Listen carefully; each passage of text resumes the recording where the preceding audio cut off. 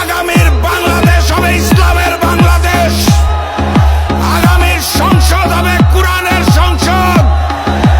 ওখানে আল্লাহ ব্যতীত আমরা আর কোনো প্রভু মেনে নেব না। ওখানে হিন্দুস্তানের হিন্দুত্ববাদকে মেনে নেব না।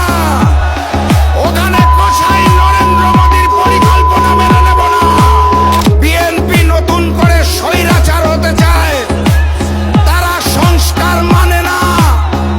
যারা নতুন বাংলাদেশের সংস্কার মানে না, তাদেরকে আমরা লাল কার্ড দেখাবো ইনশাআল্লাহ।